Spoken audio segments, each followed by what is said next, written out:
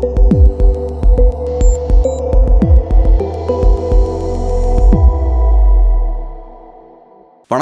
ஏறக்குறைய ஒரு 4-5 டேஸ் நம்ம தமிழ் தடம் சேனலில் வீடியோஸ் எதுவுமே போடல. அதுக்கான காரணம் என்னென்னா, இந்த காலகட்டத்தில் ட்ராவல் பண்ண வேண்டிய தேவை இருந்தது. ஸோ அதனால் வீட்டில் இருந்து வீடியோஸ்லாம் பப்ளிஷ் பண்ண முடியல. ஸோ இனிமேல் திரும்பவும் நம்ம ரெகுலராக வீடியோஸ்லாம் பப்ளிஷ் பண்ண போகிறோம். பட் இந்த லாஸ்ட் 4-5 டேஸ் பார்த்தோன்னா பொலிட்டிக்கலாக நிறைய டெவலப்மெண்ட்ஸ்லாம் ஏற்பட்டிருந்தது. அந்த இஷ்யூஸை பற்றியும் நம்ம பெருசாக பேசலை. ஸோ அதனால் விட்ட இஷ்யூஸ்லாம் நம்ம பேசிடலாம் அப்படின்ற மாதிரி பார்த்தோம். என்னை பொறுத்தளவில் பேசப்பட வேண்டிய முக்கியமான விஷயம், இந்த காலகட்டத்தில் நடந்த முக்கியமான விஷயம்னு பார்த்தோன்னா ஹிந்தி திணிப்பு ரொம்ப முக்கியமான ஒரு இஷ்யூவாக படுது. ஸோ நம்ம ஃபஸ்ட்டு அதை பற்றி நம்ம பேசிடுவோம். ஸோ இப்போ திரும்பவும் ஹிந்தி இம்போசிஷன் தமிழ்நாட்டில் பெரிய ஒரு பேசு பொருளாக மாறியிருக்கு. மத்திய அரசு தமிழ் மக்கள் மேலே ஹிந்தியை திணிக்கிறாங்க அப்படின்ற விஷயத்தை பேசுகிறாங்க. என்னை பொறுத்தளவில் இங்கே பேச வேண்டிய முக்கியமான விஷயம் என்னென்னா, மத்தியில் ஆட்சியில் இருக்கக்கூடியவங்களுக்கு ஹிந்தியை திணிக்க வேண்டிய தேவை ஏன் ஏற்படுது அப்படின்ற கேள்வி தான் முக்கியமான கேள்வி. ஸோ அந்த கேள்விக்கான விடை என்ன அப்படின்ற விஷயத்தை நம்ம முதல்ல பார்ப்போம். ஸோ இப்போ மத்திய அரசு ஹிந்தியை திணிக்கிறாங்கன்னு நான் சொல்லும்போது நிறைய பேர் கேட்பீங்க, இங்கே ஹிந்தி திணிப்பே இல்லையே, மும்மொழி கொள்கையை பொறுத்தளவில் ஆப்ஷனல் தான், உங்களுக்கு வேணா ஹிந்தி எடுத்துக்கோங்க, இல்லைனா வேறு ஏதாவது மொழி எடுத்துக்கோங்க அப்படின்ற மாதிரியான ஆர்கியூமெண்ட்ஸ்லாம் முன்வைக்கிறாங்க. பட் நம்ம எல்லாருக்குமே தெரியும், ஹிந்தி ஆப்ஷனல் நம்ம சொன்னாலும் எண்ட் ஆஃப் த டே கடைசியில் நீங்கள் இம்ப்ளிமெண்ட் பண்ணும்போது கிரவுண்டில் ஸ்கூல்ஸில் ஹிந்தி தான் இருக்க போகுது. ஸோ எல்லோரும் கம்பல்சரியாக ஹிந்தியை தான் படித்தாகணும்.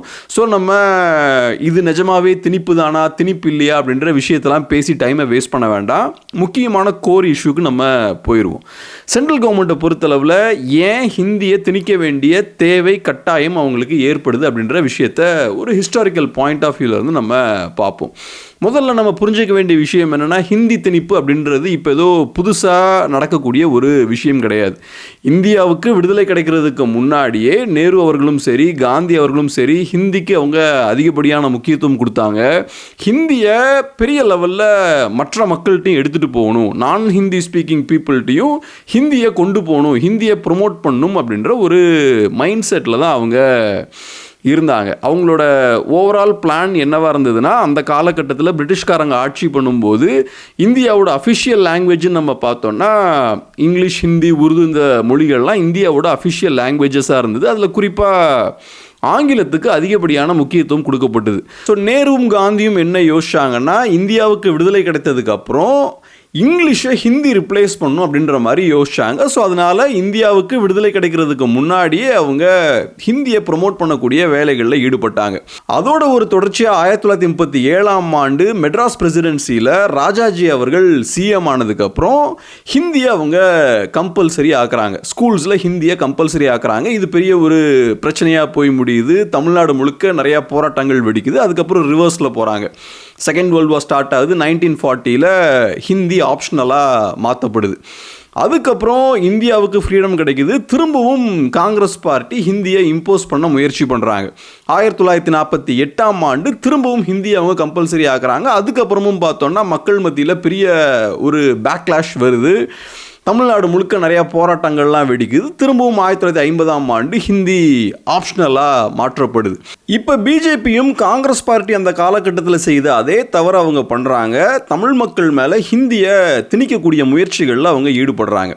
ஸோ இப்போ முக்கியமான கேள்வி என்னென்னா, மத்தியில் அதிகாரத்தில் இருக்கக்கூடியவங்களுக்கு தமிழ் மக்கள் மேலே தொடர்ச்சியாக ஹிந்தியை திணிக்க வேண்டிய தேவையும் கட்டாயமும் ஏன் ஏற்படுது அப்படின்ற ஒரு முக்கியமான ஒரு கேள்வி எழுது. இந்த கேள்விக்கான விடையை நம்ம தெளிவாக புரிஞ்சுக்கணுன்னா, இந்தியாவோட கேரக்டர், இந்திய நாட்டோட குணத்தை நம்ம கிளியராக ஃபஸ்ட்டு புரிஞ்சுக்கணும். இந்தியா அப்படின்ற அந்த நாடு எடுத்துக்கிட்டோன்னா ரொம்ப டைவர்ஸான ஒரு நாடு. பல மொழிகள் பேசக்கூடிய மக்கள் இங்கே இந்தியாவில் வாழ்ந்துட்டு இருக்காங்க. நிறைய மதங்களை வழிபடக்கூடிய மக்கள் இங்கே வாழ்கிறாங்க. நிறையா இனத்தவர்கள் இங்கே வாழ்கிறாங்க. நிறைய கலாச்சாரங்களை ஃபாலோ பண்ணக்கூடிய மக்கள் இங்கே வாழ்கிறாங்க. ஸோ ரொம்ப டைவர்ஸான மக்கள், கோடிக்கணக்கான மக்கள் இந்த நாட்டில் வாழ்ந்துட்டு இருக்காங்க. ஸோ இந்த மக்கள் எல்லாத்தையும் கனெக்ட் பண்ணக்கூடிய சிங்கிள் ஐடென்டிட்டின்னு ஏதாவது இருக்கான்னு பார்த்தோன்னா பெருசாக கிடையாது. ஏன்னா ஒவ்வொருத்தங்களும் ஒவ்வொரு அடையாளத்தை சார்ந்த மக்களாக இருக்காங்க. இப்போ யூரோப் எடுத்துக்கிட்டோன்னா ஓரளவுக்கு எல்லாருக்குமே காமனான ஐடென்டிட்டி இருக்கும். எல்லாருமே கிறிஸ்டியன்ஸ்னு சொல்லலாம், எல்லாருமே வெள்ளைக்காரங்க. ஸோ அப்படி இருக்கும்போது அங்கே பார்த்தோன்னா சின்ன சின்ன நாடுகளாக அவங்க பிரிஞ்சிருக்காங்க. அதுக்குள்ளேயும் நிறைய யூனிக்னஸ் அவங்களுக்கு இருக்குது. பட் இதெல்லாம் தாண்டி இந்தியாவை எடுத்துக்கிட்டோன்னா நூற்றுக்கணக்கான கோடி மக்கள் வாழ்கிறாங்க, ஏகப்பட்ட அடையாளங்கள் இருக்குது. இவங்க எல்லாத்தையும் கனெக்ட் பண்ணக்கூடிய காமன் ஐடென்டிட்டி அடையாளம்னு பார்த்தோன்னா பெருசாக எதுவும் கிடையாது. காஷ்மீரில் இருக்கவரையும் பஞ்சாபில் இருக்கவரையும் கம்பேர் பண்ணிங்கன்னா கம்ப்ளீட்டாக டிஃப்ரெண்ட்டாக இருப்பார். தமிழ்நாட்டில் இருக்கவரையும் நார்த் ஈஸ்டில் இருக்கவங்களையும் நம்ம கம்பேர் பண்ணோம்னா 2 பேருக்கும் எந்த கனெக்ஷனுமே இருக்காது. ரொம்ப டிஃப்ரெண்ட்டான மக்களாக இருப்பாங்க. அவங்களோட கலாச்சாரம், பண்பாடு எல்லாம் வேறு, மொழி வேறு, மதம் வேறு, எல்லாமே ரொம்ப டிஃப்ரெண்ட்டாக இருக்கும். ஸோ அந்த வகையில் டிஃப்ரெண்ட்டான ஐடென்டிட்டிஸ் வாழக்கூடிய ஒரு நாடு இது. பட் இந்த மக்கள் எல்லாரையும் கனெக்ட் பண்ணக்கூடிய ஓரளவுக்கு கரெக்டான வார்த்தை என்னென்னா, ஓரளவுக்கு கனெக்ட் பண்ணக்கூடிய விஷயம் என்னன்னு பார்த்தோன்னா, ஒன்று ஹிந்தி, 2வது ஹிந்து மதம். ஸோ இந்த 2 விஷயங்களும் பார்த்தோன்னா இந்தியாவில் இருக்கக்கூடிய நிறையா மக்களை கனெக்ட் பண்ணக்கூடிய ஒரு விஷயமாக இருக்குது, அடையாளங்களாக இருக்குது. அது மட்டும் இல்லாமல் ட்ரெடிஷ்னலாக காங்கிரஸ் பார்ட்டியும் சரி, பிஜேபியும் சரி, மத்தியில் அதிகாரத்தை கைப்பற்றின கட்சிகள்னு பார்த்தோன்னா இந்த 2 கட்சிகள் தான். மேஜர் பார்ட்டிஸ்ன்னு பார்த்தோன்னா இவங்க 2 பேர் தான். ஸோ இவங்க 2 பேரும் ட்ரெடிஷ்னலாக எங்கே ஸ்ட்ராங்காக இருக்காங்கன்னு பார்த்தோன்னா, மோஸ்ட்லி ஹிந்தி மொழி பேசக்கூடிய மாநிலங்களில் இந்த 2 கட்சிகளும் ஸ்ட்ராங்காக இருக்காங்க. எந்தெந்த மாநிலங்கள்லாம் ஹிந்தி மொழி அஃபிஷியல் லாங்குவேஜாக இருக்கோ அங்கெல்லாம் இவங்க ஸ்ட்ராங்காக இருக்காங்க. ராஜஸ்தானாக இருக்கலாம், யூபியாக இருக்கலாம், சத்தீஸ்கராக இருக்கலாம், இந்த மாதிரியான மாநிலங்கள் ஏறக்குறைய 9 மாநிலங்களில் ஹிந்தி அஃபிஷியல் லாங்குவேஜாக இருக்குன்னு நினைக்கிறேன். ஸோ அங்கெல்லாம் பார்த்தோன்னா பிஜேபியும் சரி, காங்கிரஸும் சரி, ட்ரெடிஷ்னலாக அவங்க ஸ்ட்ராங்காக இருக்காங்க. ஒரு காலகட்டத்தில் காங்கிரஸ், இப்போ பிஜேபி அங்கே ஸ்ட்ராங்காக இருக்காங்க.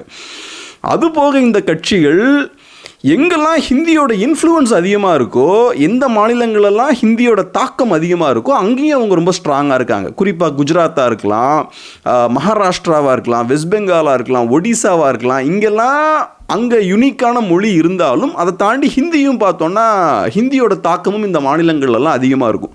ஸோ அந்த மாநிலங்கள்லையும் பிஜேபியும் சரி, ஒரு காலகட்டத்தில் காங்கிரஸும் சரி, இந்த கட்சிகள்லாம் பார்த்தோன்னா அந்த நேஷ்னல் பார்ட்டிஸ் ஸ்ட்ராங்காக இருக்காங்க. ஸோ இப்போ இதில் புரிஞ்சிக்க வேண்டிய விஷயம் என்னென்னா, நேஷ்னல் பார்ட்டிஸ் ஒரு இடத்துல ஸ்ட்ராங்காக இருக்கணும்னா ஹிந்தியும் ஹிந்துவிசமும் அவசியமாக இருக்குது. குறிப்பாக ஹிந்தி மொழி ரொம்ப அவசியமான ஒரு விஷயமா இருக்குது. ஸோ எங்கெல்லாம் ஹிந்தி மொழி ஸ்ட்ராங்காக இருக்கோ அங்கெல்லாம் நேஷ்னல் பார்ட்டிஸ் பார்த்தோன்னா ஸ்ட்ராங்காக இருக்காங்க. குறிப்பாக பிஜேபியும் காங்கிரஸும் ஸ்ட்ராங்காக இருக்காங்க. ஸோ அந்த வகையில் இப்போ பிஜேபி இனிமேல் நம்ம நெக்ஸ்ட் ஸ்டேஜ் வளரணும் அப்படின்ற ஒரு இடத்துக்கு வராங்க. ஃபஸ்ட்டு அவங்க ஹிந்தி ஹாட்லேண்டில் பவர்ஃபுல்லாக மாறுறாங்க. அதுக்கப்புறம் ஹிந்தியோட இன்ஃப்ளூயன்ஸ் எந்தெந்த ஸ்டேட்ஸ்லாம் இருக்கோ அந்த ஸ்டேட்ஸ்லையும் வளர்கிறாங்க. ஒடிசா, வெஸ்ட் பெங்கால், மகாராஷ்டிரா இந்த மாதிரியான மாநிலங்கள்லையும் வேகமாக வளர்கிறாங்க. இப்போ அதையும் தாண்டி தமிழ்நாடு மாதிரியான மாநிலத்துக்குள்ளேயும் நம்ம என்டர் ஆகணும், அங்கேயும் நம்ம ஸ்ட்ராங் ஆகணும் அப்படின்ற ஒரு இடத்துக்கு பிஜேபி வராங்க. ஸோ இப்போ பிஜேபியோட அரசியல் கணக்கு என்னவா இருக்குன்னா, நம்ம நார்த் இந்தியாவில் அதிகாரத்தை கைப்பற்றுவதற்கு ஹிந்தி மொழி நமக்கு ரொம்ப யூஸ்ஃபுல்லாக இருந்திருக்கு. அதே மாதிரி வரும் நாட்களில் தமிழ்நாட்டிலையும் நம்ம அதிகாரத்தை கைப்பற்றணும்னா அங்கேயும் நமக்கு ஹிந்தி மொழி தேவைப்படுது. பட் களத்தில் ஹிந்தி மொழி இல்லை, தமிழ்நாட்டில் ஹிந்தி மொழி இல்லை, மக்கள் ஹிந்தி மொழியை உள்வாங்கவும் மாட்டிக்கிறாங்க. ஸோ இப்போ நமக்கு வேறு வழியே கிடையாது, கட்சியை வளர்க்கணுன்னா ஹிந்தி மொழியை மக்கள் மேலே திணிக்கணும் அப்படின்ற ஒரு இடத்துக்கு அவங்க வராங்க. ஸோ அவங்கள பொறுத்தளவில் இப்போ தமிழ் மக்கள் மேலே ஹிந்தியை திணிச்சாச்சுன்னா தமிழ் மக்களையும் நார்த் இந்தியாவில் வாழக்கூடிய மக்களையும் கனெக்ட் பண்ணக்கூடிய ஒரு பாலமாக ஹிந்தி மொழி அமையும் அப்படின்ற மாதிரி அவங்க பார்க்குறாங்க. ஸோ இதுதான் பிஜேபியோட ஸ்ட்ராட்டஜியாக இருக்குது. அரசியல் ரீதியாக அவங்க கட்சியை எக்ஸ்பேண்ட் பண்ணுறதுக்கு அவங்க ஹிந்தி மொழியை உள்ளே புஷ் பண்ணுறாங்க. இப்போ நீங்கள் ஒரு விஷயம் கேட்கலாம், ஏன் தேவையில்லாமல் ஹிந்தி மொழிக்கு எதிராக நீங்கள் இந்த மாதிரி பேசிகிட்டு இருக்கீங்க? ஹிந்தி, ஆங்கிலம், தமிழ் எல்லாம் ஒன்று தானே, எல்லாமே மொழிகள் தானே. இப்போ நம்ம தமிழை யூஸ் பண்ணி கம்யூனிகேட் பண்ணுறோம், பேசுகிறோம், ஆங்கிலத்தையும் யூஸ் பண்ணிக்கிறோம், அதே மாதிரி ஹிந்தியும் யூஸ் பண்ணிப்போம். என்ன குறைஞ்சி போச்சு இதில்? ஹிந்தியை யூஸ் பண்ணி நம்ம கம்யூனிகேட் பண்ணுறதால என்ன பெருசாக குறைஞ்சி போச்சு? காரியம் நடக்குது, நம்ம பேசணும், கம்யூனிகேட் பண்ணணும், அதுக்கு எந்த மொழியை யூஸ் பண்ணால் என்ன? ஏன் தேவையில்லாமல் இந்த மாதிரி மொழியெல்லாம் வச்சு அரசியல் பண்ணிகிட்டு இருக்கீங்க அப்படின்ற மாதிரி நிறைய பேருக்கு தோணலாம். இதில் நம்ம புரிஞ்சிக்க வேண்டிய ரொம்ப முக்கியமான ஒரு விஷயம் என்னென்னா, இன்றைக்கி தமிழ்நாடு ரொம்ப யூனிக்கான ஒரு ஸ்டேட்டாக இருக்குன்னா, ரொம்ப வளர்ந்த ஒரு மாநிலமாக இருக்குன்னா அதுக்கு ரொம்ப முக்கியமான காரணம் என்னென்னா, தமிழ்நாடு கலாச்சார ரீதியாகவும் பண்பாட்டு ரீதியாகவும் ரொம்ப யூனிக்கான ஒரு மாநிலமாக இருக்குது. நமக்குன்னு ஒரு மொழி இருக்குது, நமக்குன்னு ஒரு கலாச்சாரம் இருக்குது. அதே போல் அரசியல் ரீதியாகவும் நம்ம ரொம்ப யூனிக்காக இருக்கும். மற்ற ஸ்டேட்ஸ்லாம் இருக்கக்கூடிய நேஷ்னல் பார்ட்டிஸால் இங்கே பெருசாக அவங்களோட கால் தடத்தை பதிக்க முடியல. ஸோ அரசியல் ரீதியாகவும் ரொம்ப யூனிக்காக இருக்கும். ஸோ இதெல்லாம் சேர்ந்து தான் பொருளாதார ரீதியாக நம்மளை ஒரு வலுவான ஒரு மாநிலமாக மாற்றிருக்கு. ஸோ நம்மளோட மாநிலத்தோட அந்த யூனிக்னஸை நம்ம இழந்துட்டோம்னா அது கல்ச்சரல் யூனிக்னஸாக இருக்கலாம், நம்மளோட யூனிக்கான மொழியாக இருக்கலாம், அதெல்லாம் நம்ம இழந்துட்டோம்னா பொருளாதார ரீதியாகவும் நம்ம பெரிய ஒரு வீழ்ச்சியை சந்திப்போம். மற்ற நார்த் இந்தியன் ஸ்டேட்ஸோட இடத்துக்கு நம்ம கீழே இறங்கி போகிறதுக்கான வாய்ப்புகளும் அதிகம். ஸோ அதனால நம்மளோட மொழியாக இருக்கலாம், நம்மளோட கலாச்சார பண்பாடாக இருக்கலாம், இந்த விஷயங்கள் எல்லாத்தையும் பாதுகாக்க வேண்டியது ரொம்ப அவசியமான ஒரு விஷயம். இன்னொரு முக்கியமான ஒரு பாயிண்ட் என்னென்னா, இப்போ ரீசெண்டாக நம்ம நியூஸ்லாம் பார்ப்போம். ட்ரம்ப் பிரசிடென்ட் ஆனதுக்கப்புறம் இந்தியர்கள் அங்கேருந்து இல்லீகல் இமிக்ரெண்ட்ஸ்லாம் அங்கேருந்து அவங்க வெளியேற்ற ஆரம்பிக்கிறாங்க. இதில் நோட் பண்ண வேண்டிய ஒரு முக்கியமான விஷயம் என்னென்னா, அங்கேருந்து நிறையா இமிக்ரெண்ட்ஸை இங்கே அனுப்பி வைக்கிறாங்க, வெளியேற்றுறாங்க. பட் இங்கேருந்து நம்ம அமெரிக்கன்ஸ் யாரையும் வெளியேற்றலை. அதுக்கான காரணம் என்னன்னு பார்த்தோம்னா, மோஸ்ட்லி எப்போவும் இமிக்ரேஷன் அப்படின்ற அந்த கான்செப்ட் எடுத்துட்டோம்னா, வளர்ச்சி அடையாத பகுதிகளிலிருந்து வளர்ந்த பகுதிகளுக்கு மக்கள் இமிக்ரேட் ஆகி போவாங்க. ஸோ இப்போ இந்தியாவில் நான் 100 ரூபா சம்பாதிக்கிறேன்னா அமெரிக்கா போனால் 1000 ரூபா சம்பாதிக்கலாம். ஸோ அதனால் இங்கேருந்து நான் அங்கே போக விருப்பப்படுறேன்.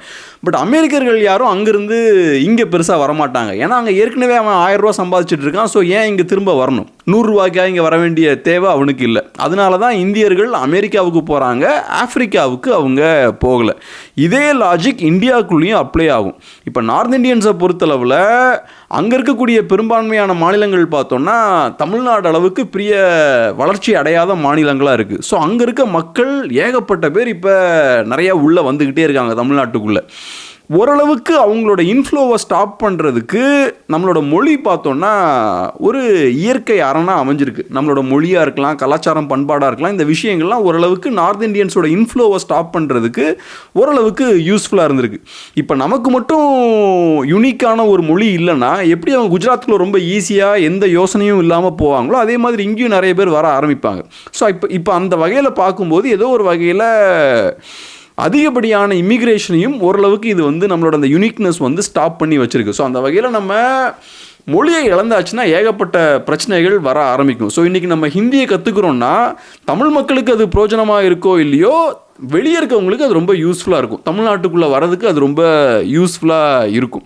ஸோ என்னை பொறுத்தளவில் ஹிந்தி மொழி அஃப்கோர்ஸ் எல்லோரும் கற்றுக்கலாம், தேவை இருந்தால் கற்றுக்கலாம். இப்போ எனக்கு கூட பிளான் என்னென்னா ஃப்யூச்சரில் யூடியூப் வீடியோஸ்லாம் பார்த்து ஹிந்தி மொழியை கற்றுக்கணும் அப்படின்ற ஒரு பிளான் இருக்குது. ஏன்னா நார்த் இந்தியன் ஸ்டேட்ஸுக்கு நிறையா ட்ராவல் பண்ணணும் அப்படின்ற ஒரு பிளானும் இருக்குது. ஸோ உங்களுக்கு இந்த தேவை இருந்ததுன்னா நீங்களும் ஹிந்தி மொழியை கற்றுக்கலாம். உங்களோட தேவையின் அடிப்படையில் நீங்கள் ஹிந்தியை கற்றுக்கலாம், மற்ற மொழிகளையும் நீங்கள் கற்றுக்கலாம். மராத்தி வேணுன்னா மராத்தியும் கற்றுக்கலாம், போஜ்பூரி கற்றுக்கலாம், எந்த மொழி வேணாலும் கற்றுக்கலாம். பட் தமிழ்நாட்டு மக்கள் எல்லாருக்குமே ஹிந்தி தேவையான்னு கேட்டிங்கன்னா டெஃபினட்டாக தேவை கிடையாது. ஏன்னா நார்த்தில் இருக்கவங்களுக்கு தான் தமிழ்நாட்டுக்கு வர வேண்டிய தேவை இருக்கே தவிர தமிழ்நாட்டு மக்களுக்கு நார்த்தில் போய் வேலை தேடணும் அப்படின்ற அவசியம் கிடையாது. ஏன்னா தமிழ்நாடு அட்வான்ஸ்டான ஒரு எக்கானமி. எப்படி அமெரிக்கன்ஸுக்கு இங்கே வர வேண்டிய தேவை இல்லையோ அதே மாதிரி தமிழ்நாட்டு மக்களுக்கும் நார்த்துக்கு போக வேண்டிய அவசியம் கிடையாது.